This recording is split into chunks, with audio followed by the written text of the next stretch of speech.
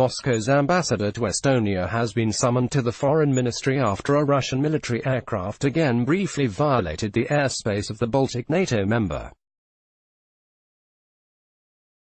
Estonia's military said Tuesday that a Russian Air Force Sukhoi Su-34 fighter spent less than 1 minute in Estonian airspace late Monday near the Baltic Sea island of Vaindloo.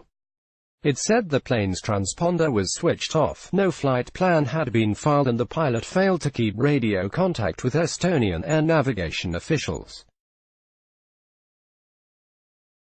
Vaindloo is near a corridor where Russian planes fly from the St. Petersburg area to Russia's Baltic Sea exclave of Kaliningrad between Poland and Lithuania. Estonia's military said the incident was the second air violation of Estonia's airspace by a Russian aircraft this year. Let's block ads. Why?